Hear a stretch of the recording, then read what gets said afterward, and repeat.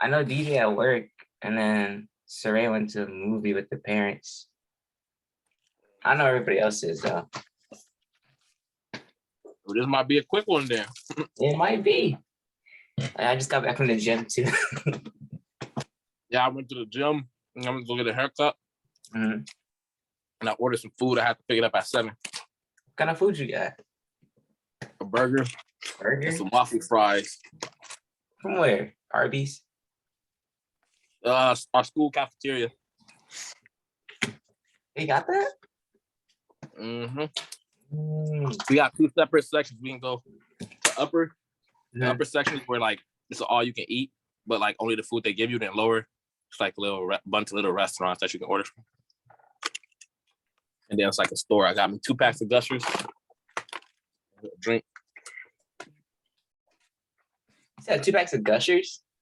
Yeah, the big packs. Yeah, I got these sour ones. Jeez. And these mixed ones. That's how you get the muscles. Huh? That's how you get the muscles? Yep. Doubt it. I'm bulking right now. So what? So I'm bulking right now. That's why. Oh, got you. Trying to get big or fat?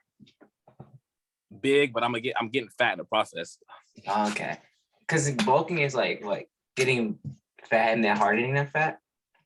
No, it's so bulking is when you're getting fat, but like you're building muscle too. It just helps build muscle easier. And then you cut is when you like get all the fat. Oh. So I did one already, which is how I got those pictures I had took in January. Those was nice. I cut for that, but I started bulking again, so I don't look like that no more. Oh, okay. So how do we get started? Yeah, let's get started. So the topic was faith. It was your idea. Mm-hmm. The importance of faith. Oh, the importance of faith and how do you apply it to life, right? Yep. Okay. You want to start off? Yeah, I start. Yeah. All right. So the first question was the importance of faith. And so for these, since that was the first topic in the chapters I keep in mind already about faith, it's like faith is one of my favorite things to talk about. Mm-hmm. Is one, Hebrews 11:1 and Hebrews 11:6. And so Hebrews 11:1 talks about it, like it tells you what faith is. Mm-hmm. It says, hey, faith is the substance of things hoped for and the evidence of things not seen. So that means it's basically believing without seeing is what faith is. Mm-hmm. And then fast forward to Hebrews 11:6, it says, but without faith, it's impossible to please God. For he that cometh to God must believe that he is and that he is a rewarder of them that diligently seek him. So I personally think that faith is like the most in religion or like even throughout life and stuff, faith is like the most important thing to have. Because one, it said it right there in the Bible, like it's impossible to please God without faith. And two, it's like, I feel like it's like the ultimate sign of trust. And then on top of like there's categories under faith too, like believing and like hope and stuff like that. So in order to accomplish anything, you have to believe or have hope or have faith in something. Like you just can't do something without, like, you're not going to get out of bed and start walking without believing or knowing you can get up and walk. Right. Or you're not going to like hop in your car and start driving it without having faith or knowing that you can drive that car.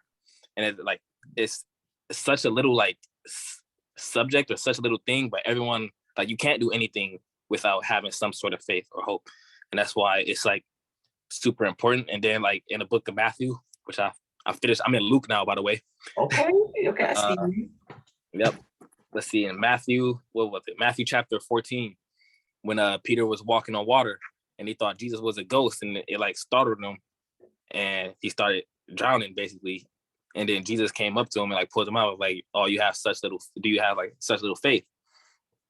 And that, I feel like that's like, it was like a good example to show like, one, like, what's the scriptures? Philippians 4:13, like, I can do all things through Christ who strengthens me. Mm-hmm. But in order to have like Christ helping you out, like from a religious point, like not even just every day, like from a religious thing, like God has a blessing for everyone. But in order for that blessing to come to pass, you got to have faith that he's there with you and having like with you every step of the way. And like, once you stop believing or once you do something to slip up, he's not going to like watch you drown. He's not going to like let you drown, but you're doing it to yourself basically. Like once Peter started losing faith, Jesus wasn't making him drown. Jesus was helping him stay on water. Then once he started to lose faith and got scared, that's when he sunk. And that's how we apply it to like everyday type life and stuff. Like you have to believe.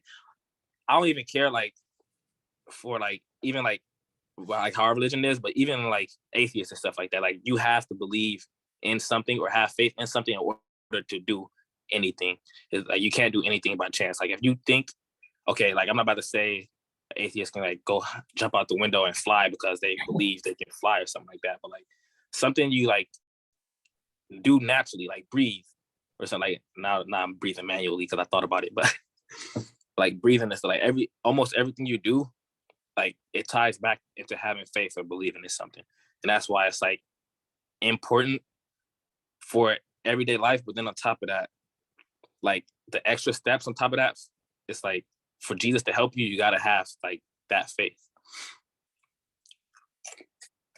I agree. I think because I was going to talk about the Peter story too, because that's my favorite story actually. Like you have to have faith to take that first step. Mm-hmm. I think that's also really crucial to it. It's like you noted, a lot of people focus on like when he lost faith, but when he had that, how easily it was for him to just stand on the water for a second. Yep. And that's a lot of like with a lot of things. If anybody is chasing a dream or an idea or goal or the vision that God's given them, you gotta first take a step, and it's after that step that really matters, that enhances and enriches that faith. And that ties into like, how do you apply faith to life? It's just keep taking those steps. You know what I'm saying? Yeah. Even though you can't see everything that's coming up or understand why it's happening the way it's happening. Like for me, with the book writing thing, it's a slow process. And each thing takes its time, has its struggles, has its what's it called? Stresses? Yeah, each thing has its stresses, but it's all a process. And if you begin to lose hope, like you were talking about, you will start to drown. And then when God pulls you up, he'll ask you that question and you'll be sitting in your room probably crying because you don't know what to say. Exactly. That's why it's and so, like, huh? Oh, I was gonna say like that kind of like ties in like Proverbs 3, 5, and 6 too. Mm-hmm. I forgot how it went, but it's about hope, isn't it? It's about trusting in the Lord with all your heart, which is pretty much hope. Yeah. And that ties into, that's like an underlying category of faith. Right. It's like throughout the Bible, it says like, it basically says throughout the Bible the whole time, it basically just tells you like you have to believe and like have that faith. And that's why I think like faith is like the most important thing to have for not even just Christians, but for just like people in general. Like you can't take a step forward without having faith. When we walk naturally, we're not looking right down at the ground, but like right in front of, like under our feet. We're looking straight ahead and we're just taking that step because we know that like we have faith and we know like the ground is still going to be underneath us and stuff. It's like the same thing with everything we do. Right. And when you have trust, like you're talking about, like that brings me to Matthew, like you were in when the miracles are taking place. Mm-hmm. They trusted in his word and immediately it was done. So it's like the girl through the crowd, all she did was touch his garment. Mm-hmm. Yo. And all these people were touching him too. Like he was bumping into people were bumping into him, but she believed if she touched him, she would be healed. And that's the thing that set her apart from everybody else, is that she believed that she would be healed if she just touched him. Nobody else is really thinking about that, but he even knew after she touched him, knowing that something left him and went into her, which is actually really cool because people think if they do half-hearted faith, you know what I mean? Like they go through the motions, they read, they pray, but they don't actually put their heart into it. Yeah. They expect something to happen, but it doesn't happen because in our reality, they expect to do it themselves.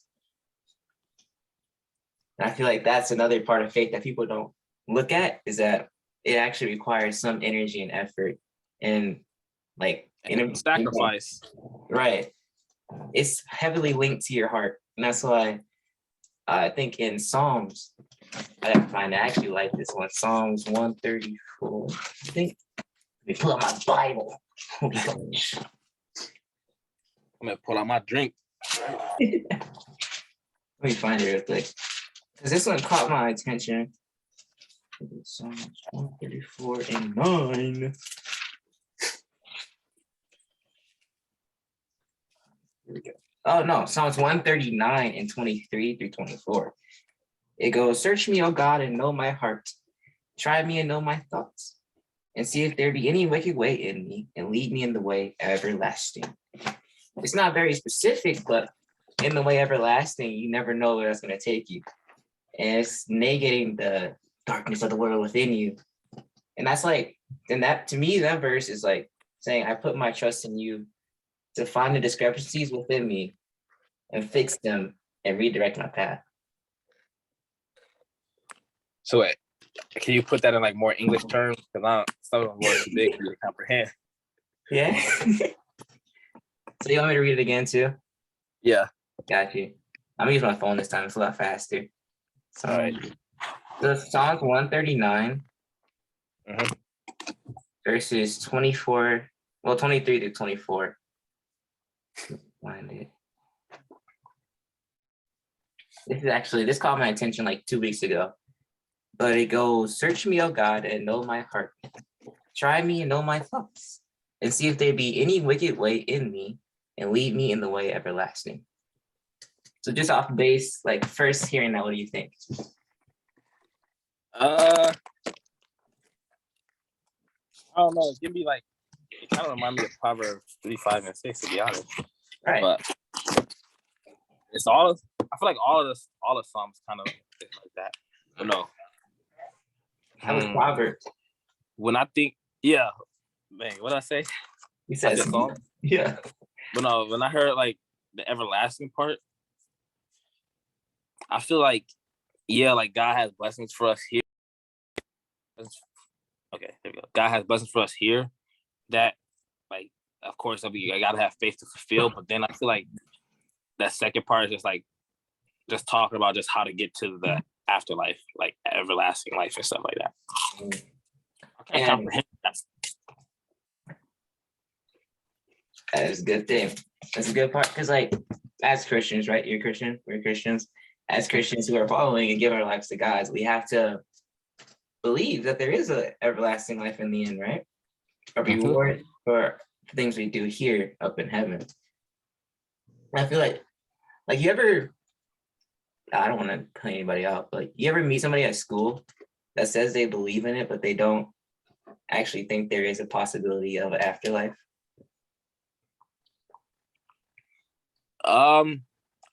There's people who like say they spiritual. I guess those type of people, yeah.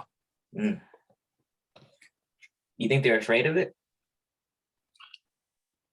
I think people like that who say they believe in something but not God are just afraid of like the labels that come with Christianity and stuff like that.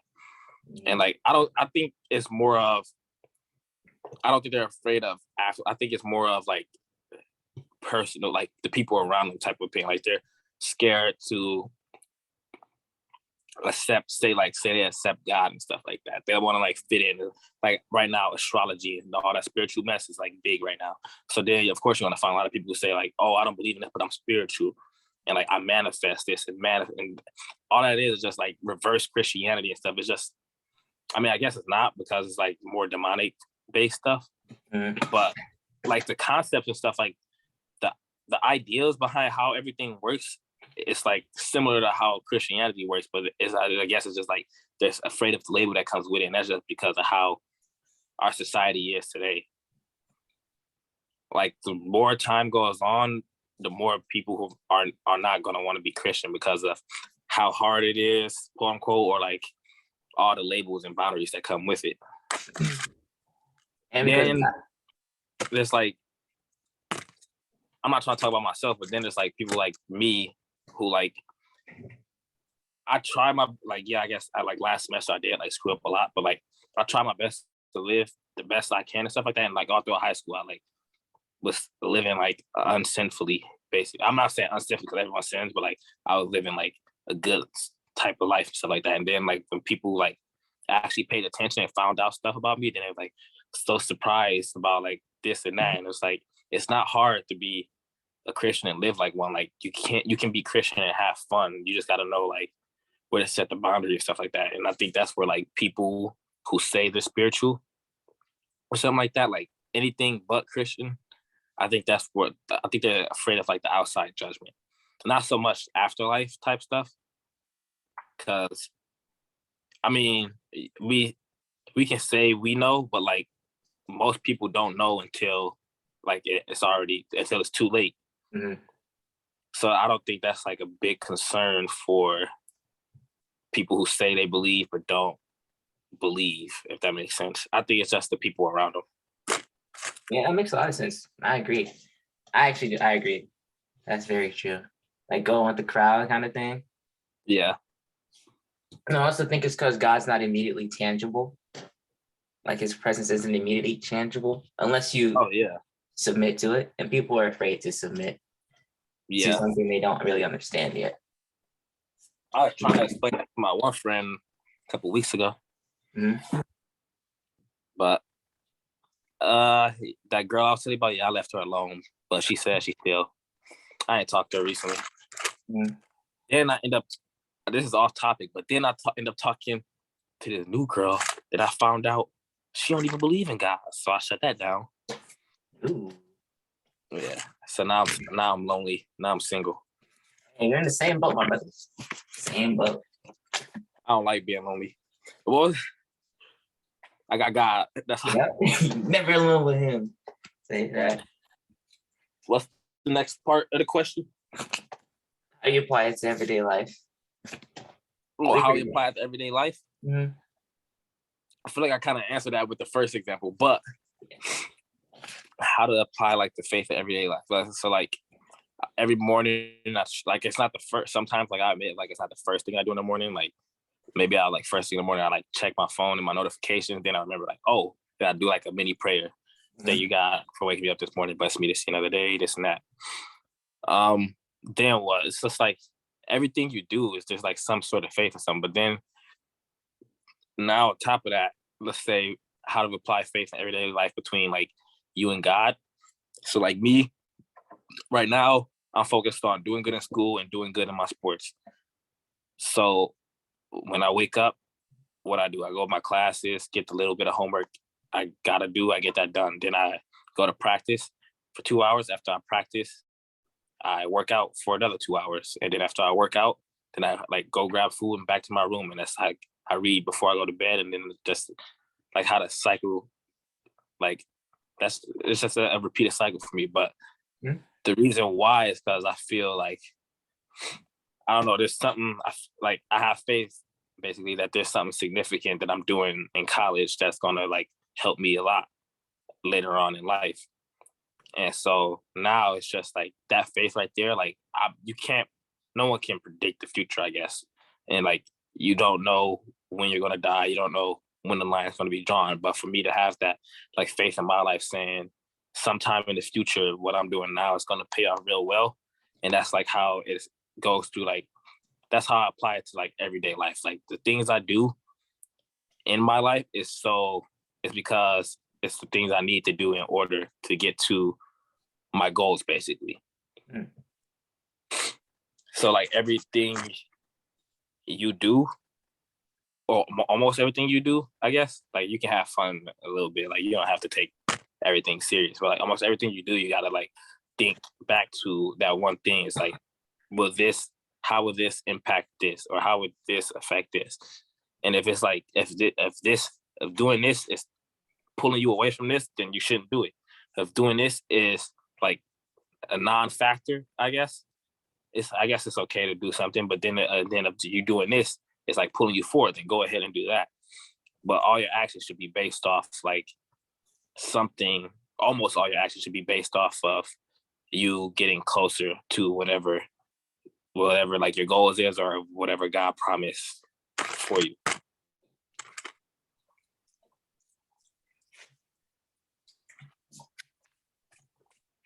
Dang, I have the same answer. I ain't gonna lie to you. But I'd say anything else. I would say, I don't know. I just Live. Yeah. It really But is. you already know you like live and you just do what you do naturally, but that's because you already know what's like set into place and like you already have that faith and stuff. So now all your actions are based off of your faith. Right. Like I'm not about to catch you out here partying and drinking out here on campus or whatever. And that's because your faith is like led you to be like that type of way. Like it's one thing to like already have faith and live that way, but then man, these French fries look retarded. I don't want to finish them. But then it's like another, like for like a new person, like how like a new person who's just now getting into religion or something like that. Mm. How can they apply faith to their everyday life? Well, for starters, like you got to start somewhere. So what I tell a lot of people, I say start by reading at least a chapter a day whenever you can, because there's never too much time. And reading a chapter of any, like the longest chapter I read so far was like 70 something verses in Mark and Matthew. And it only took like 5 minutes probably. So if you don't have 5 minutes to put towards God, then you're not really trying. You like don't really want it. Yeah. Actually, that's the first thing I say. I like before I even tell anyone to do that, I say you gotta actually want this. Like this is gonna be a waste of time if you do it without actually wanting it. Right. And what I mean by like actually wanting it is I guess it means like faith. Because that's what it means, like actually want something. And so after that, and I'm like read a chapter a day, try praying every morning and night. And like, yeah, like you're new to it, so you're gonna slip up and stuff. But there's the like people have a gut feeling. Some people do. Yep. Right. Some people, huh? I was gonna say like it depends on like where their faith is at and like how they're raised and stuff like that. But right. If you actually like if you give your life to God, like from a Christian standpoint, if you give your life to God and actually mean it, like yeah, we're all gonna sin. Like that's what we do. Like we're meant to sin.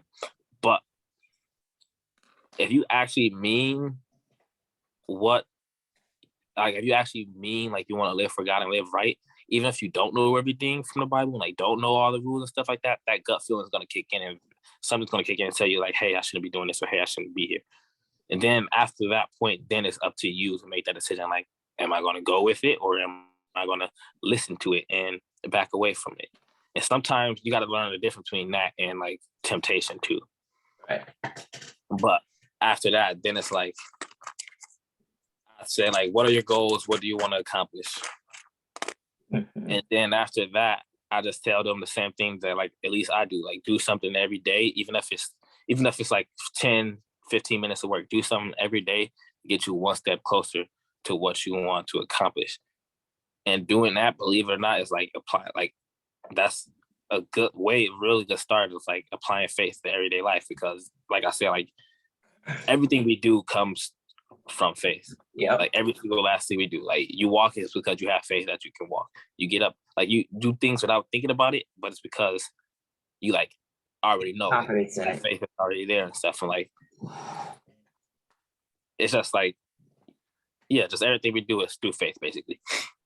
Yeah, I agree. So then once you start like applying, doing everything, like doing something one step closer to get you closer to your goals, something that faith starts to grow more and more and more, and you start to like believe more and more and more, and you start to like do more of what you were doing before just to get you closer. And like doing something, starting off something little like that, like reading a chapter a day, and or just even praying or reading a verse a day, even like as long as you're getting something to do closer to that, along with everything else you want to accomplish, you're gonna like they're gonna find how much easier life gets and stuff. And like some people go like it's too hard to do this. Like I'm not about to be perfect, and it's okay to like think that way. But at the same, it's not. I mean, I'm not saying it's okay to think that way, but like to originally hop into something like that and have that mindset. Like yeah, it's okay. Like it's normal for people to have the mindset, but then you got to learn how to like flip that switch and be like, okay, this is what I want. I'm not about to let this stop me, or else you're just being weak and that's just like temptation. You're just falling for temptation. So, where are we getting with this? Oh, for a new person to apply faith every day. Yeah, that's just it. Like you got to start with something little, and then it'll build up from there.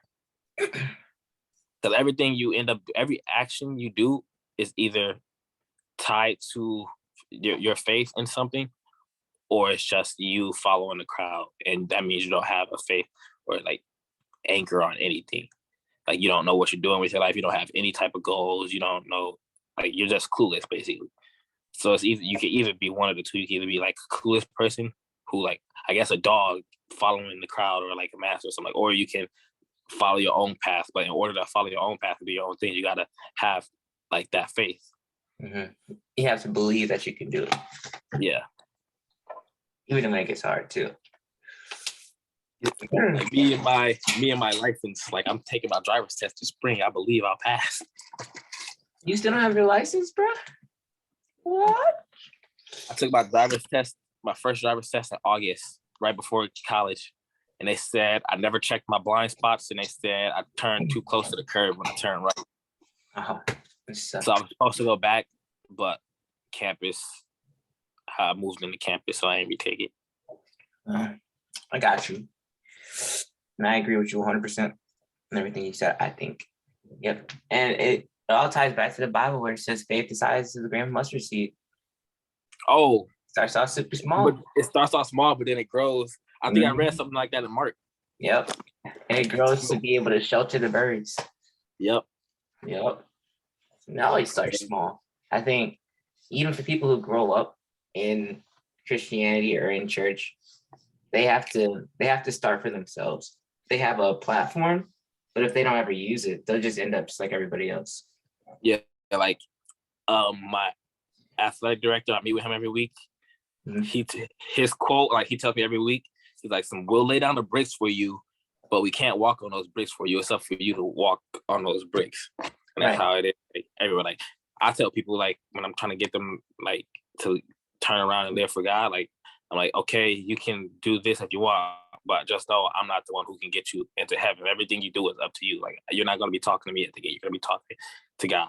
So at the end of the day, like your decisions are your decisions. I can lead you and tell you some things, but I can't do the work for you. You have to walk. You can't walk. If you're just standing there, you're just going to be watching. And then eventually you have to learn how to lay down the bricks yourself because they can't carry you all the way up there. Yep. And that's where God comes in. He'll lend you a hand, but someone to help. Right. You're never really alone. You need very help. Unless you choose to be. Right. And that's always a choice, whether you be alone or not. Loneliness is a choice, if anything. But being alone, sometimes you can't control, but you have to understand that being alone and loneliness are two different things. Yeah. Being alone versus like you're never alone with God, basically. Like you'll feel so much better just having like that faith in him and knowing he's there and stuff like that. Right. And he always reminds us in the Bible that he'll never leave us or forsake us. Fear not, for I'm with you. That's the main one. He says that like a bunch of times in the Bible. Fear not, because he's with us. He said what? Fear not, for he is with us. Oh, yeah. I'm paraphrasing, but he says that a lot in the Bible. And Psalms, it really does. I think Psalms is one of the most descriptive chapters or books, in the Bible about who God really is. And I think if people started off there, they probably get a better understanding, at least to who he is, because what better place to start than with introductions? Because he knows who we are, but he knows who we are, but still, I think we have to understand or have the faith to believe that he wants to get to know us, even though he already knows everything. Yeah. I feel like, that's a good thing you said that, because most of the time I tell people, like, I recommend starting in Matthew. That's where I like restarted at. And then on top of that, just because like it tells you, like Matthew, like it tells you how to live, like straight up. Matthew, Colossians, that's the Old Testament. But yeah, like there's all of it tells you how to live, but Matthew like straight up tells you, like Jesus tells you, like through his parables and stuff like that. Like he talks about revenge, anger. He talks about basically all the sins, keep thy commandments and all this and that. And like any lesson, I feel like any lesson that we get into, we can always tie it back to the book of Matthew. Just because like it just is so like wide about how you should live and stuff like that. Right. But it is good like to understand like why am I doing this for this person who I don't know nothing about. Right. And every book ties into each other. Yeah. Which is actually, even though sometimes it's out of order, you ever notice Yeah, that? it is out of order. Yeah, it is out of order. It still flows in the weirdest way possible. I don't get it. But I like James too. I like James because I think is it in James that it talks about? James talks about faith and Romans. Romans. You ever read? Have you gotten to Romans yet? A long time ago. Bro, when you get to Romans, I tell you, bro, it talks about faith. I'm not gonna get into it because I want you to find out yourself. But I was looking into that, and it like hits hard on that. I had a verse of the day like 2 days ago or 3 days ago from Romans that talked about faith. I wish I would have paid more attention to it. Like my home screen, I have like, you know how you can put the widgets on your iPhone home screen now? You can? Yeah. Oh, I didn't even know that. I'll send a screenshot of my home screen, but yeah, my open phone is like a big box, take up half my phone screen. It gets the verse of the day on it. Oh, like Well, that. sometimes I just like ignore it because I'm gonna read later anyways. Right. You got other stuff But, to do sometimes. yeah. Oh yeah. And Romans talks a lot about baptism and stuff like that too. And then the Holy Ghost, hope, things like that. Yeah. Unbelief, belief. I like I can't wait James. to get the Revelations. Oh my God. Revelations is crazy, bro. I read the whole chapter once. I can't remember everything about it, but it's just really descriptive. And Yeah, that's why I can't wait to get to it. it's kind of confusing too, though, because like it'll say some things you won't understand it right away. But then if you look at it again, it's like, oh, okay. Yeah. A couple times. That's what my grandma said. Because I think she's on her third or fourth time reading the Bible all the way through. Jeez. And she's like, every time she reads it all the way through, she finds something new. Right. She got saved and started reading, but she was 18. So the fact that she's like 60 something, only got through it like 4 times. A lot of pages. But she's like skewed on her reading, I guess. Like sometimes she do multiple chapters, sometimes she do just a verse. It depends on how busy her day is. But yeah. Hopefully I can get through it at least once, the whole thing, at least once. It's the goal. Oh yeah. You can. You probably will. I think so. I mean, we never know. Right? You know, never know when the world ends or something like that. Yeah. Tomorrow's not promised. Yep. That's another thing. Oh, that's another thing about faith. Is that believing even if you don't make it to tomorrow, you set yourself up. Like set yourself up to get the like if you were to make it to tomorrow, or if you weren't, you'd make it either to heaven or you make it another step closer to the goal God's placed in your heart. Yep. Honestly, I'd be fine. This sounds weird, but like, I feel like if I died in my sleep, I feel like I wouldn't have nothing to worry about. But I don't know. That ain't up to me to decide. But I'm feeling pretty good about it. Yeah. It's a good thing. I think also feel like the thing that skews people's faith is that they tie it solely to the church before they tie it to their soul. Like I was talking, the girl I was talking to, like, yeah. When I talk about faith, she talk about religion, and they're actually two different things, fitting things. I think so. You think so too? Yeah, because like for me, religion is like, okay, like there's already multiple religions and stuff. Religion is just like a practice. It's just like going through the motions, kind of like the basic religion for like Christianity or underline is like be a good person, don't do this, basically like try to follow these 10 commandments and be a good person. But like living like that and doing that, like, there's atheists who can live like that. Like you gotta like, I don't know how to explain it, but there's more to it than just practicing religion. Like there's more to it.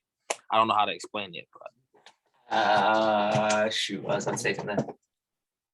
You are right, completely correct. But fucking chicken nuggets, I'm forgetting. I'm no, you're right. I thought you just cussed for a second. I'm like, Emmanuel? No, I said fudge and chicken nuggets. They said effing chicken nuggets. No, I only swore like twice in my life, and they were both on accident. Oh, actually? Yeah. No, I used to cuss my tongue off in middle school. Cussing hard. No, at least you don't anymore. No, actually, Yeah. I think I cussed a couple weeks ago, actually. I'm kidding. I'm not gonna judge you for that. Nah, it's an accident. No, it's an accident. Yeah, I got pissed off and I said the F word. I'm like, bro, you effing me. I got you. Sometimes But it that's like happens. at the same time, like yeah, I try my best to control that stuff. Mhm. But the way I grew up, like, yeah, that stuff is in me. Like sometimes that's why I don't like getting mad, because when I get mad, I turn into like a whole nother person. Ask like anybody who's seen me like 100% pissed tells me I'm like the scariest dude ever. And I think part of the reason why is just because like I'm big, but I don't know, it's just like I get aggressive too. Like, yeah, I gotta control my anger. I remember we talked about that. Mm-hmm. Hey, the spirit will get you. I promise you that. Oh, that's what we were talking about. I low-key forgot what we were talking about for a second too. But you said it's kind of hard to explain. It is. Like you can go through the motions, but it's believing in those motions that matters. That's good. That's put in so like wrestling. Mm-hmm. For me and wrestling, that was like similar. What you just said is similar to like what our coach just taught. So like when we like in practice and stuff, when I did do wrestling, we used to finish our practice doing our 10 favorite takedowns, or it can do one takedown 10 times or 10 different moves 10 times. And we can go, he's like, you can go through the motions all you want in practice, but when you get out there on that mat, all you have to like, it's like, do you really believe you can hit this? And like, that's why I like wrestling taught me like so much like about discipline and like, but like, it's like you can go through the motions all you want, but if you don't believe you're gonna be able to hit this or whatever, like if you don't believe in yourself, then you're not gonna be able to go through those motions on the mat, because on that mat it's gonna be everyone fighting 100%. It's gonna be like a dog fight or whatever. So then it's up to so like you can train and practice and do all this all you want. You don't practice 100%. Like you can't replicate and practice what's gonna happen out on that mat. So you can go through the emotions all you want, but it's up to like having the faith, I guess. It's like if you're able to perform it or not. And I guess that's how the difference between like religion and faith is. So like the religious part is the practice room. Like you can't replicate, let's say, religion in life. So you can't replicate what's going to happen in life. But like religious wise, you can go through the practices all you want. Then how to apply that in life is you just have to have faith that what you practice is gonna like work and get you through it. Right. And that's how like the same thing is like all sports really. Like today, like I was working on my block starts. I can work on my block starts all I want in practice. I'm not gonna be able to replicate what's gonna happen when I compete next. But if I have faith that if I did these block starts right in practice, and if I have faith that I'll be able to hit it right the next time I compete, then that's when they tie together. Then you can apply those things. But like me going through the motions of it, and then me getting up to the thing like, oh, I'm about to fail, I'm about to lose this so bad. Like no, those are two separate things. Like the faith part, like I went through the motions, but the faith part wasn't there. And that's how it is with like religion, I guess, and faith, and they're just applying that to life in general. That kind of ties back to that the Psalms verse too. Try me and know my heart, and no, search me and know my heart. Try me and know my thoughts. You don't really, the practice doesn't matter until you're tried. That's why I read the chapter of Job recently when he got tried by the devil, seeing if he would curse God, if he lost everything, if he was smitten with disease and pain and hardship. It doesn't. You can be the perfect man outside, but on the inside, that's where it really matters. Are you willing to endure and keep your faith in God and keep your faith in what you believe in when things get hard, when you lose everything you have? Well, that actually raised the question, because I did a study the other day. The question raised to me, let me pull up my notes.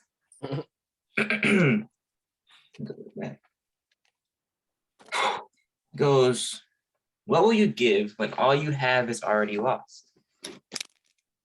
And for Job, he gave his worship. He praised God, even though he lost his family, he lost his money, he lost his livestock, he lost everything. Actually, he lost everything. Yeah, I just read that like a month ago with my grandma. Yet he still worshiped God and praised him. So he was about his business. The way he acted and lived outside, it was fueled by faith. And that's what religion should be. It should be faith-fueled action being taught. And that's what religion is supposed to enhance faith. But in most regards, religion overshadows faith because people believe that they're there. That's it. That's all you need. That and like how there's an outside factor to people not wanting to be religious. There's also an outside factor of people like wanting to be religious and stuff like that too. And I think like how you just said, being there is just enough. Mm-hmm. But me personally, like I haven't been to church since freshman year of high school, and that didn't like really take away anything from me. Like I feel like yeah, going to church is important. Like you learn more and this and that. But one, in West Bend, there wasn't a church, my religion, except for the one across the street from the high school, and that one had like a whole lot of drama going on there. Mm-hmm. So that's why I stopped going there. But then another thing is like, I'm not saying church is unnecessary, but if you know the steps, if you kind of like, I don't know, if you know, let's say like how going back to like laying down the bricks. Mm-hmm. So like if you know where the bricks are at and you know where to start, the more you like build on to that, the further you'll end up going. And that's how I feel about at least like church. Like I don't think church is necessary. Like it is recommended. And like if I find a good church, of course I'll be going back to church. But I don't think like that's what necessarily gets you like to like having like strong faith and get you to where you're going. And that's where people get like confused. Like I have to be at church in order to have this other things. When in reality, you should like have these other things before you get to church. Because one, the Bible says like there's going to be many false prophets and teachers and stuff. Like you should know or have a good understanding of God and this and that before you even go to a church, because, or at least like do some own research, not a good, like have some idea, because the church is where like things get like twisted and stuff. You're right. But sometimes people go to the church to find the starting point, at least I said. Like I went to a church where people came straight out the streets, got the Holy Ghost that day. Yep. In the back. That's because evangelism was really important. And it still is super important, but it's not common anymore. Yeah. But like you said, but to me, church, if anything, should be a community, if anything. A community and not like able to teach you how to lay out those bricks to reach the highest goal, which is eternity in God. You know what I'm saying? Yeah, but it shouldn't be like one person telling you what you should and shouldn't do. Like, right. Say, like this is from God. This is what you should like. You should be able to differentiate those like things. Right. It should be like people who like if like someone goes to church and goes like, well, my pastor said this, I'm not gonna. No, then you like, for example, there's churches that says women wearing jeans is a sin. Is that true? I don't think so. Women wearing makeup is a sin. Is that true? I don't think it is. So it's like church is a good like I said, like you can learn from it and you can like get pieces to help you, but it's not like 100% like what you need in order to like get those next building blocks with God. Right. It's not the end all be all. I'll say that. Yeah. But it can be crucial and detrimental at the same time, depending on where you go and why you go in the first place.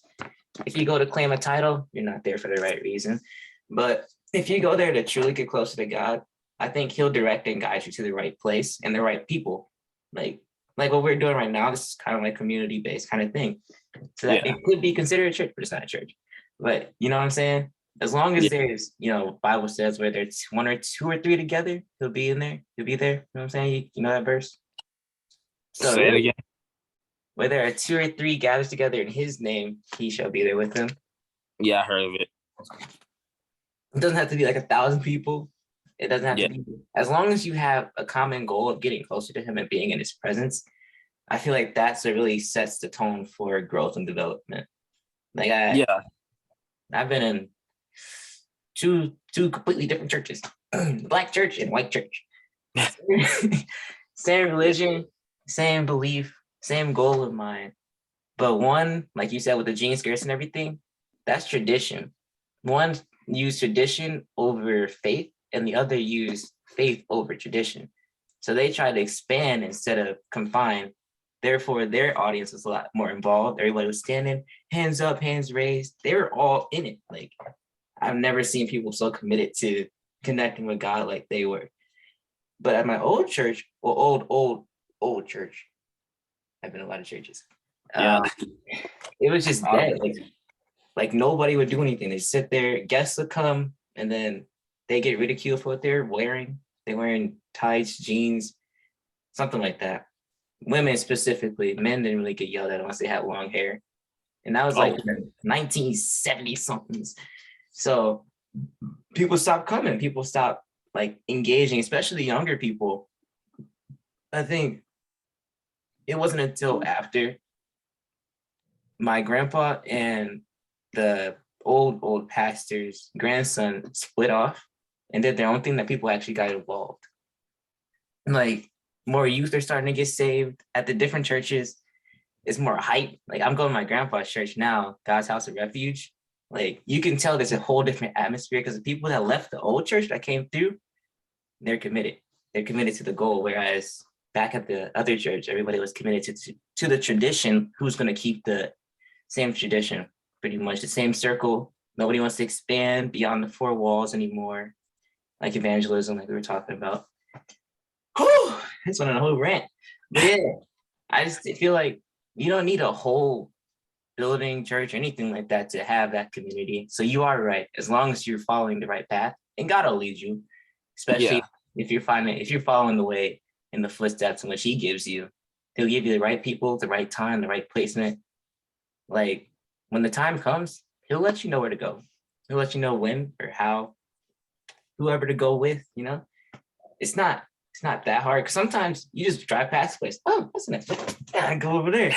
Sometimes it's like that. And sometimes somebody will talk to you and invite you somewhere. Yeah, you just can't. It's another thing of faith. Like, Lord, send me somewhere where you are. That's a good prayer to pray.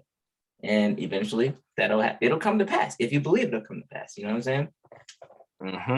I feel like a lot of people don't believe in their prayers. Like, especially people who have been through a harder past. And I completely understand that because they probably prayed prayers like, Lord, help me get out of this, help me get out of that. And the hell keeps going on and on and But then, on. For like people like that, is how do you find that faith? Like, yeah, because like me personally, like I've been through a lot of stuff too. Like I was homeless, like this 5th grade year. I've been held in gunpoint, locked in my room and stuff like that. Like I've been through like a lot of stuff. And like, right. I feel like people who like says like this one prayer to dig you out, stuff like this, like that's not really like faith-based prayer. Like it's they try to manipulate it and be like, okay, if God is real, it's like if God is real, you do this for me type of thing. And it's not like it's just like a one and done thing versus like a consistent thing where like you have to be consistent with it. Like now, if people are consistent with it, then at that point, they just gotta be patient. Like it's not gonna change overnight. Right. I mean, sometimes it can, like how I said, like me and my eligibility and stuff like that. Like for me, it was a matter of hours. But like that's how it works sometimes. It's just like patience. That's very true. And patience is a huge factor of faith. Like you can't have faith without patience. Like Abraham waited 100-some years, almost 40-some years, a while to have his son that was promised to him. Oh, I forgot about that. Isaac and Ishmael or something? Ishmael and Isaac? I think it was Isaac. Isaac was the son, but he had a stepson, Ishmael. Yeah. So he waited all that time to have that one son that was promised to him. Moses, after the interaction with the burning bush, took him 10 tries to get the Israelites out of Egypt. Took them 40 years to get into the promised land, and they lost a whole generation in the process. It's so it's annoying when we have to do it, you know. Yeah. Okay. And that's the Well, fact. considering that our lifespans are much shorter than theirs, Mhm. maybe it will come a little quicker for us. Yeah, we have to believe that it will. Yeah. I feel like some people give up and fall into what they don't want to because it feels like the most convenient option at the time.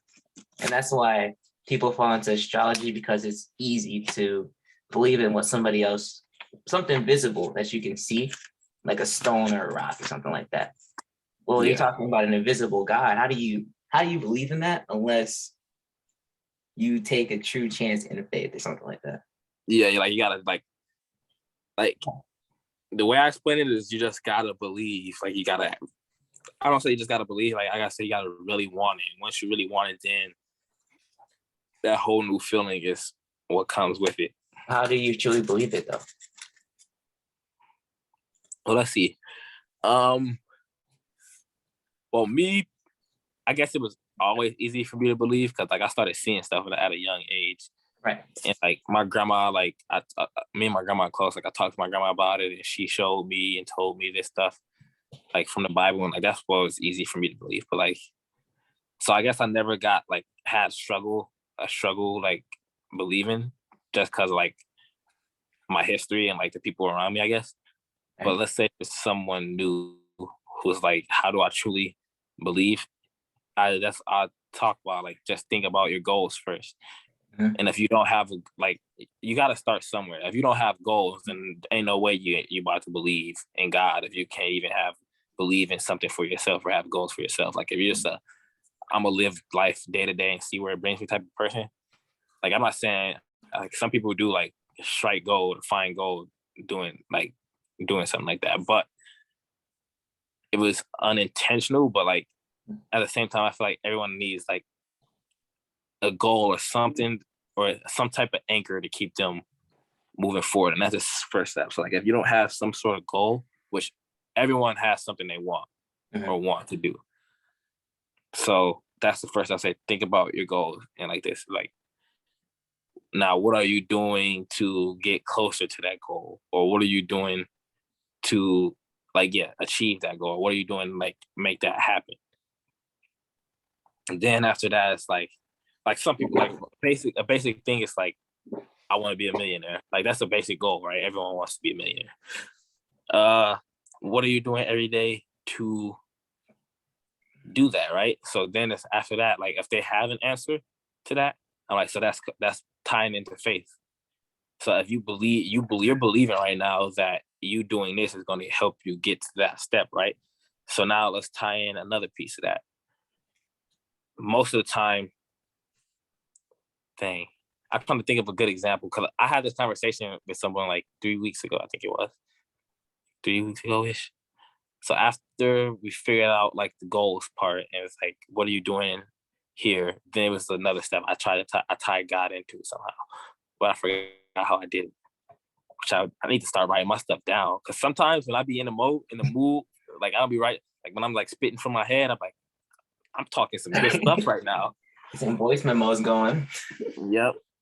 But no, so once you have something to say, like you got that goal, right? And you believe like you're doing what it takes to get you to that goal. Now it's another thing. So it's like, say you don't believe in heaven and hell, right? If I'm, how did I say it? I think you know the quote too. It's like, if I'm right and you're wrong, you just wasted eternity. But if you're right and I'm wrong, all I did was waste a lifetime and I won't even know about it.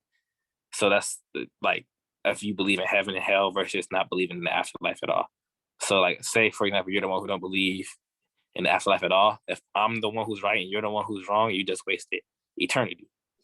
But if you're the one who's right and I'm the one who's wrong, then I just wasted a life that I don't even know I just wasted. And on top of that, I'm still having like fun and stuff too. Like like, yeah, life could be better, but at the same time, I'm actually enjoying how life is going for me anyway. So after that, then it's like, after I said something like that, then it's like, try, I just say like, I recommend it. I'd be like, try doing this and see how much better you feel. But in order, I basically like try to convince them first or talk them into it, but like not force them into it. Then after that, I'll be like, in order for this to work, you just have to like really want that change or something, because there's going to be like something there that someone wants to change and don't know how to change. Like, yeah, you got that goal pushing you forward, but it's also probably something that's holding you back. And I'm like, just try this, see if it works. But in order for it to work, you got to actually want it. And then I've checked back in every now and then with a couple people. Some people are doing better. One of the dudes, he was actually in a group chat and he left the group chat, the Bible study group chat. But I don't know, that's my way of like getting people to try to take that step, but I don't know how to like tell them to like straight up believe. Because I feel like that's just something you just have to like willingly give up. So Sometimes you have to be shown, I think. show 'em. Yeah. But for me, I grew up in that kind of atmosphere where like people will shout, dance, receive the Holy Ghost, things like that. My whole life, I think, my whole life. So I've been around it, but I didn't start believing for myself until after I saw my little brother and little sister get baptized. Well, I have my doubts because I wanted to get saved when I was like 9 or 13. Like I really did want to get saved, but I just didn't know how to because, like I said, tradition was overshadowing the true desire of salvation. But it took it was like 3 years ago. It took seeing them get baptized, witnessing how everybody there acted in the presence of God, and experiencing it for myself. And that kind of got me. But I think the first time was actually being offered a chance to take action on a deeper hidden desire inside of me. Like, because I wanted to be a trillionaire. Don't judge me. I used to want to. There's nothing wrong with that. I wanted to travel the world, start all these businesses, do all this, that, and the third. But it was all to overshadow the true desire that I wanted to just give it all to him. But then when I saw it happening in front of my eyes, it was like, yeah. But it was not. It was like, oh. And then the thing that caught me was that DJ actually, when I could have got baptized that year, but I didn't because I was scared. But I could see it in his eyes when he was walking away. It was like God opened my eyes because we were up at the altar praying, right? Everybody's hands were up. We were all talking to God. And I look over at him and there's this old dude talking to him. I could just see a new determination in his eyes because back at our old church, we just sit there like this the whole time and laugh because it was kind of funny sometimes to see people. It was. Because everybody had their own thing. Everybody had their own style of praise or whatever. And I just watched him. And as he walked away, I felt this tugging in my heart. Like, why don't you go with him? I'm like, but I just stood there and watched as they got baptized. And the desperation that they showed and the desire that they showed was crazy to me. I think sometimes some people are visual learners, so they'll have to actually walk the walk before they can talk the talk or experience the talk and walk at the same time. You know what I'm saying? I don't know if that makes sense, but I get it. Like I like to use myself as an example just because like I'm the only one who like knows my story and stuff. And like like I can honestly say like if there was a gun to my head, like saying deny Jesus or get shot, like I'll get killed. Like that's how like strong my faith is and stuff like that.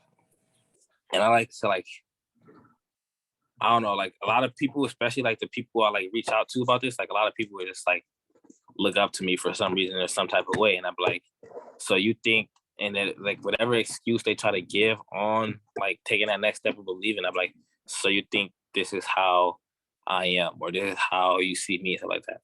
and stuff like that. And then some people are like, yeah, that's just you. You're just different and just like that. But then like other people actually like, think of an example.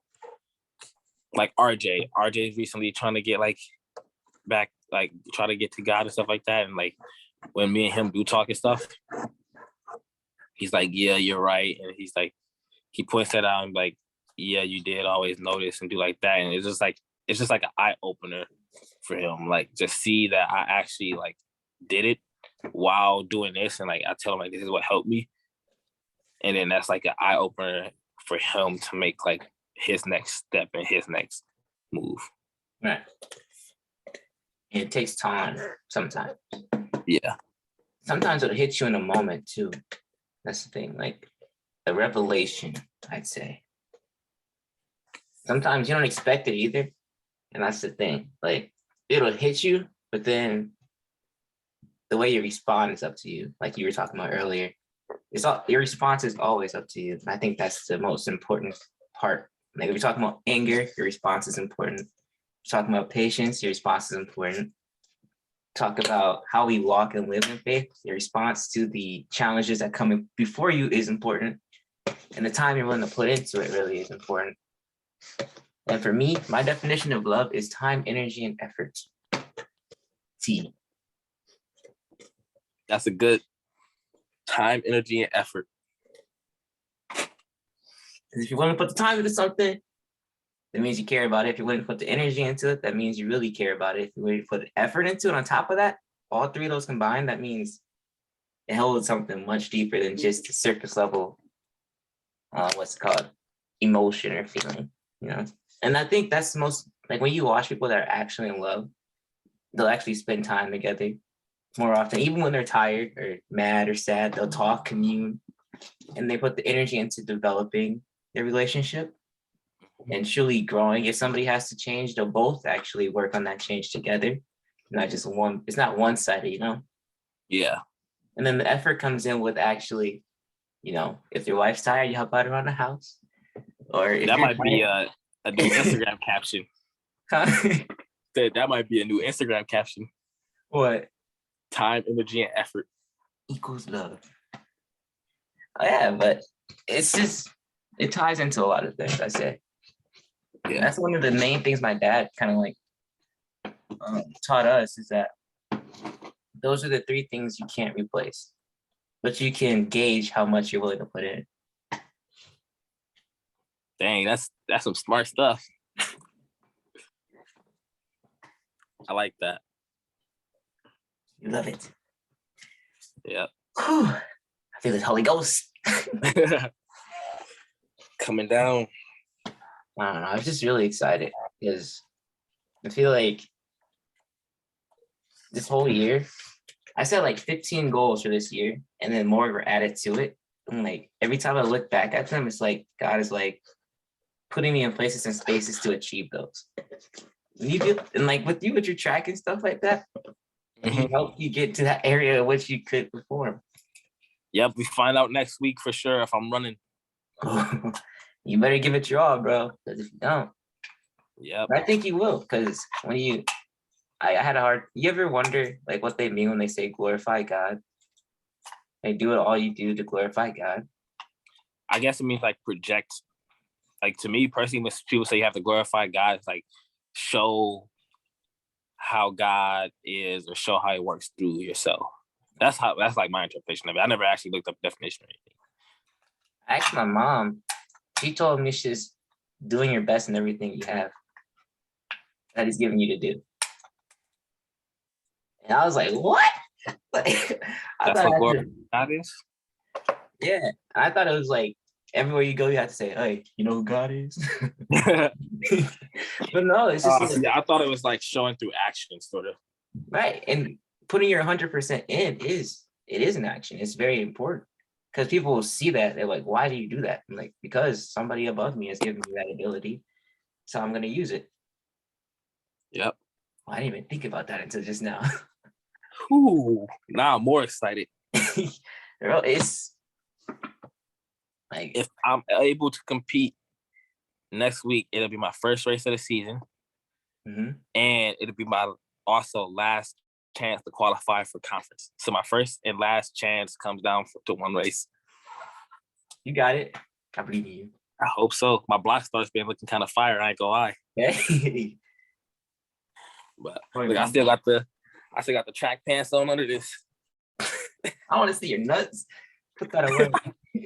It's the uniform. Yeah, I was working hard. Always work hard. Yeah. And that's always a good thing. Having a good work ethic before anything ever starts. Yep. It's Now hard. I just gotta wait for an answer. It's not up to me no more. Right. Nobody here can do nothing. It's up to the conference. Mm-hmm. So hopefully, I did talk about God in my paper too. So hopefully God reaches down. Like, yeah. In your paper? Yeah, I had to submit an appeal on why I should be able to compete because. So the first part was me starting the semester over. Mm-hmm. So I'm basically starting college freshman semester, but then we ran into another problem that I need 9 credits to be able to compete anyways because it's a second semester sport. Mm-hmm. So I would need 9 credits. But I had a paper on why I had to put up a paper on why I should be able to compete and stuff like that and a bunch of other papers and stuff.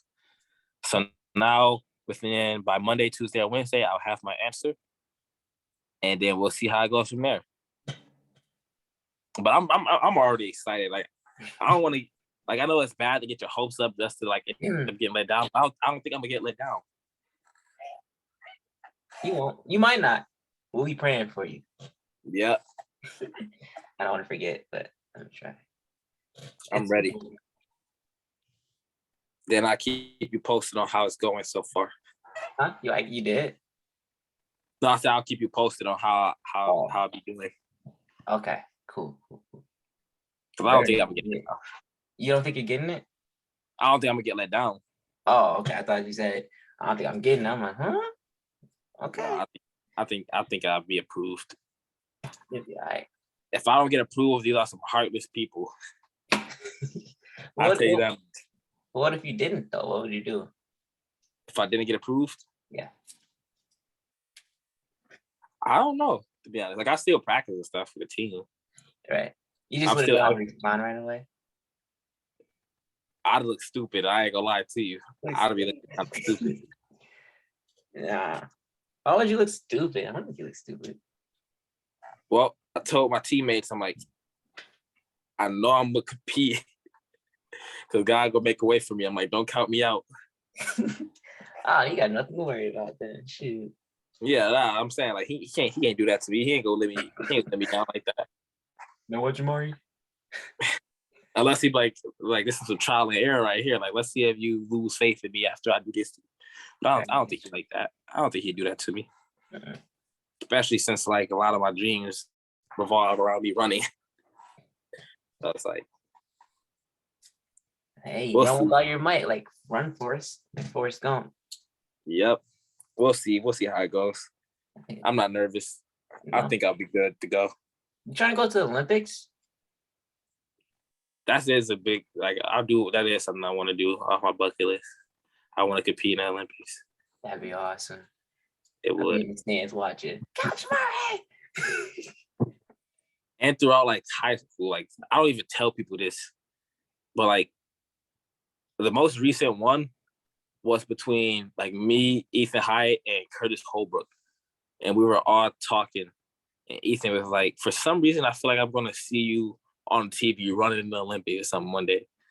And I said, that's a dream of mine. I don't know, but I'm going to try my best to make it happen. And then Curtis was like, you're probably one of those kids who think they're still going to make it to the NFL. And I was like, dang. That's just Curtis, though. Huh? That's just Curtis. He's salty, bro. Yeah. No, me and Curtis, Curtis is way better now. Like, I still talk to him and stuff. He used to be that bad, but like, let's say towards the end of senior year is where he got better. Kind of mellowed out. Yeah. He just matured. That's good. Because I know like him, Nolan, and Aaron had that little thing. Oh. They kind of like had that full of themselves kind of vibe. Yeah. But that's hopefully they will. But then like, even if I don't achieve that goal, there's still like other things that like ties around running that I want to be able to achieve and accomplish. So Wait, yeah, I feel like there's a very slim chance I don't do it. the only way you don't do it is if you don't try, Yeah, or if you give up. I want to like have some type of business.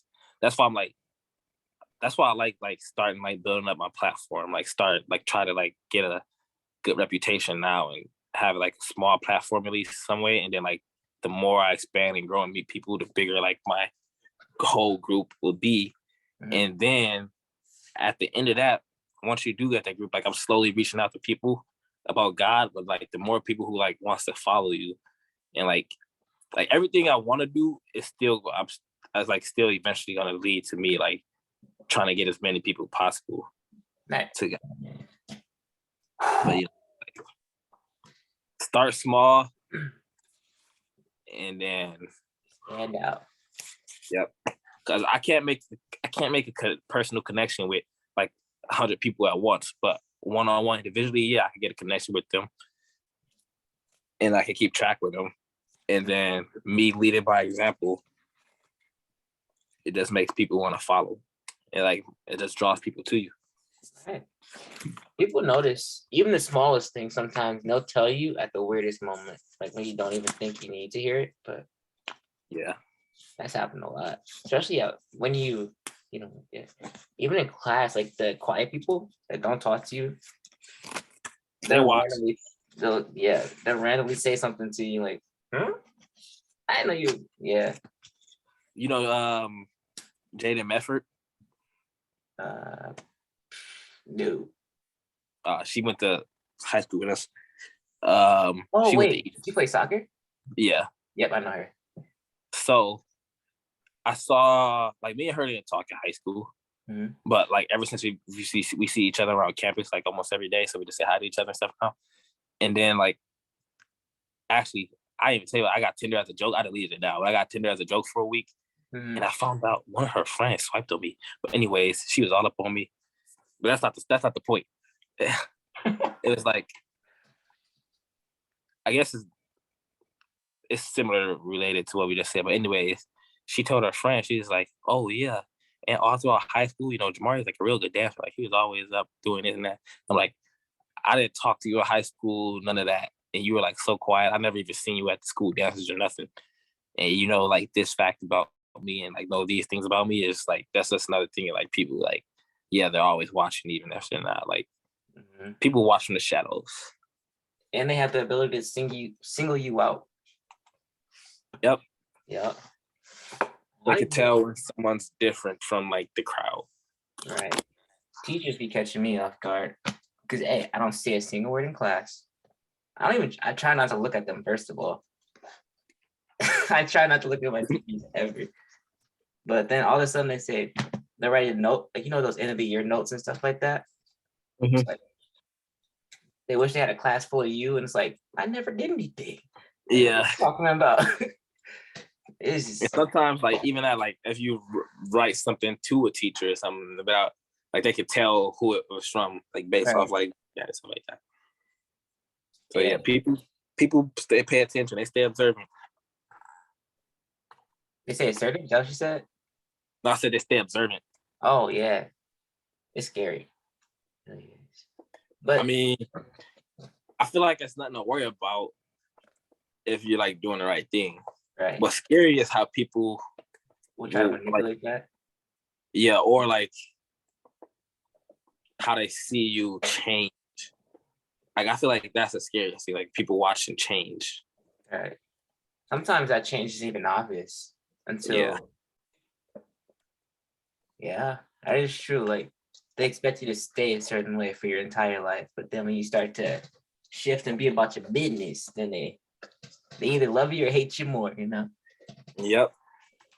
So far, I feel like people that, even your haters, once they watch you long enough and realize you have no hate towards them, they'll actually eventually learn to respect you. And they'll hate you. Yeah, we talked about that like the first lesson. Yep. I was like even people who do like say hate on you or something like that, there's like a form of respect there, but there's also a piece of like jealousy or something in there. Right. That like makes them act that way towards you. Sometimes they just want you to notice. Some people just want to be noticed by you. Oh my gosh. They do it the wrong way. It's, hey, yeah, that's Yeah. Well, they know that if somebody's talking trash, they'll probably catch your attention. not You as probably know easy that as before. someone.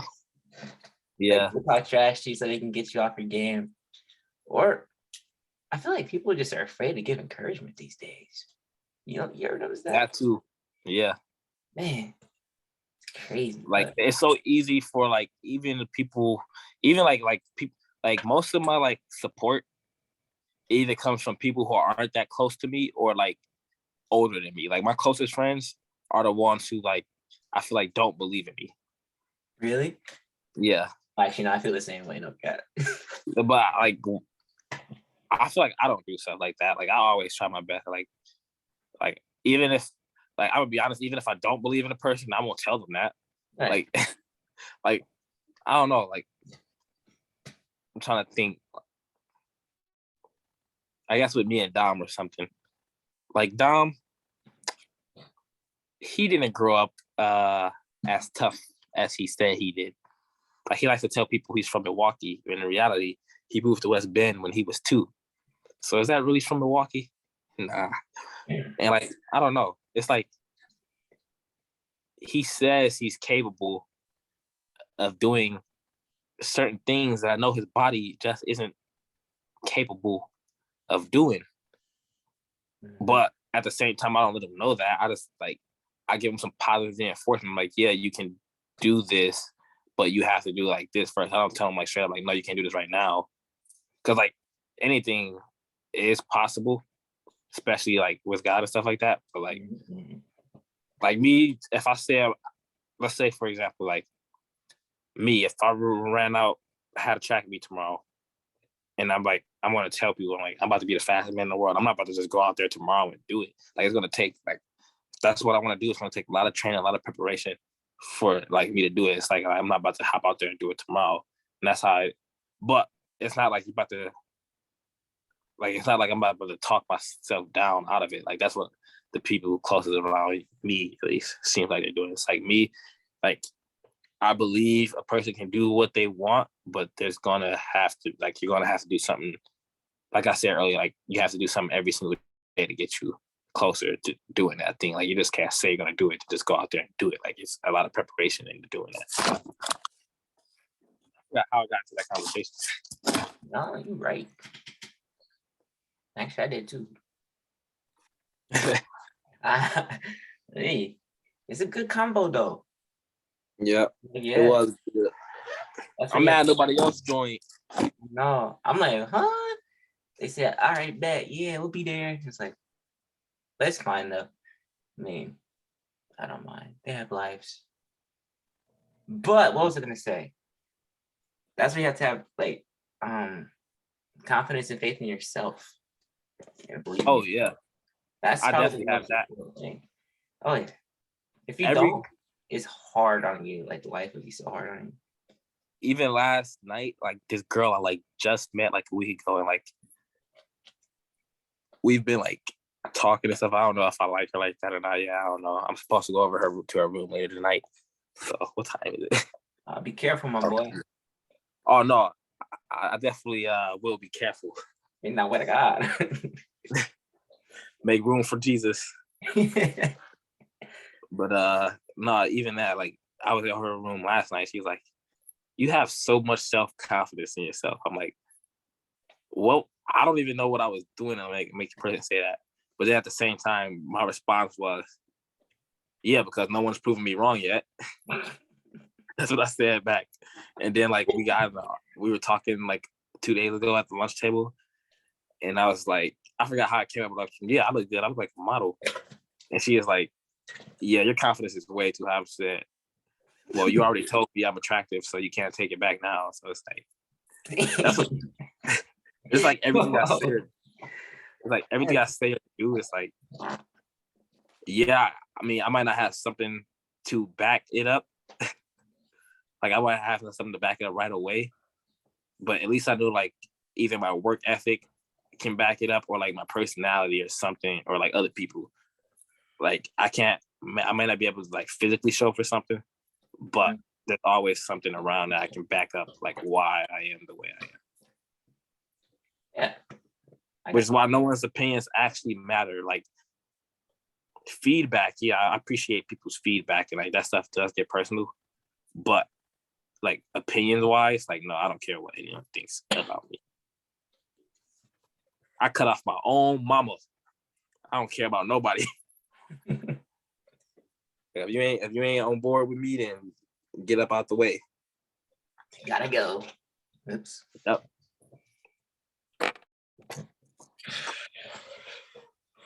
I'm kind of happy I went through that now because that's a tough quote. Like not a lot of people can say that. Say what? I cut off my my own mama.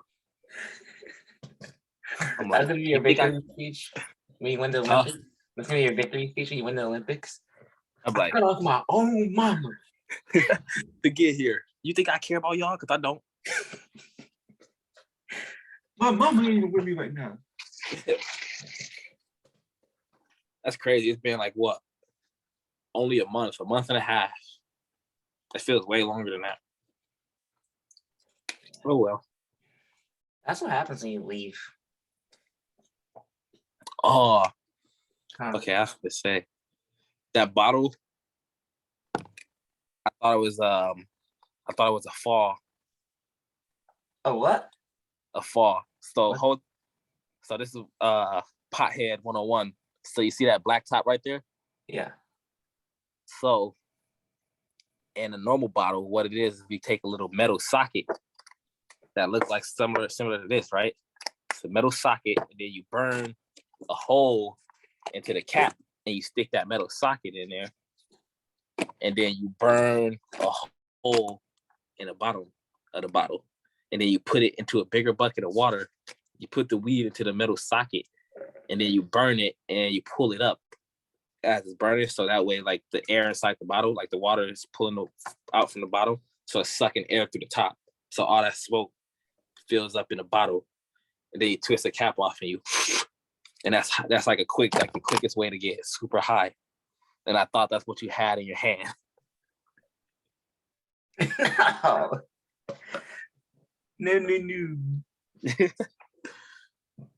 Man, I'm happy I quit that. Hey, at least I got the knowledge of it now, though. Yeah, you could teach the youngins. Yep, I could teach them how to make falls when they don't have a blunt to wrap up. You'd have a good story for younger kids, I think.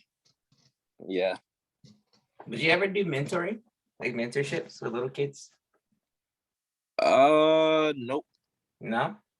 How come? I guess. I was supposed to senior year, but the paperwork never like came around. Besides that, I never really had the opportunity to. Like even over the summer, like there was these 3 little bad kids go to Silverbrook. I told them like show up to the Y with me at this time every week. I pay y'all $10 a week. They never came. I want $100 right here. They want me to front them. Like I can't do that. I'm living paycheck to paycheck. Like, would you like mentor if it was like a volunteer type thing? Yeah. Yeah. I like kids. I'm good with kids. Kids are funny. I love them. Yeah. I can't help but laugh at them. They're hilarious. Especially when I get funny back.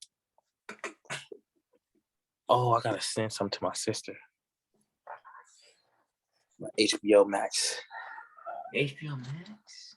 Yeah. For Euphoria. That show everybody talking about. I'm not watching. Yeah. I ain't seen it yet either. I don't ain't even gonna watch TV. You don't? No, I watch anime. I just finished the whole anime. My first anime series, Full Metal Alchemist. Brotherhood? Or just straight up? Brotherhood. I heard that one's good. It is good. It's demonic as hell, but it's good, bro. With all the symbols and stuff? Yeah. Plus signs? Yeah. I haven't gotten around to watching that one. I heard somebody told me to.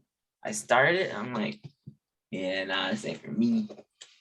I watched it in the whole thing in 3 days.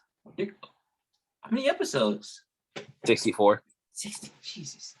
That's a lot, bro. Yep, on top of me going to classes and going to practice and working out. That was all this week. I started watching on like Monday. I think I finished yesterday or Wednesday. I think I finished on Wednesday night. So you like the shonen type of anime then? The what? The boxing kind of anime then, huh? I don't know. That wasn't as much fighting as it seemed like. It was more storytelling. Ooh. I was hooked on the journey of like dude to get their body back. Oh, because they did some spell to merge themselves with the. Yeah. So I just like the story. That like the middle of it honestly got boring because they were like going sidetrack. But the start of the show and the ending of the show was really good. Yeah, the filler episodes are not worth it, man. I mean, because there's always like something that like they always drop like a little hint or something to get them closer. Right. But at the same time, like they got so off track with a lot of different stuff. Like, but it was still good. For my first anime, yeah, it was still good. So you like shorter anime then? You wouldn't like Naruto then, would you? Oh, I watch Naruto movies. Oh, Naruto movies are good, bro. Yeah, they are. I forgot the last one I watched was like the jail one where Naruto. I don't know. It was like they were like in a jail and a dude cast a spell to like take away their chi or something, so he can't use their like Naruto powers or whatever. I've seen that one. I forgot what it's called. It's on Netflix. I don't got Netflix no more. Damn, you on HBO Max though? Yep. I don't watch TV that much either though. Yeah, it's just like let's see. I watch Squid Games though. That was weird. You said what? They might make another Squid Games season 2 for it. Oh, they should because of the way it ended. Season 1 ended. That's stupid.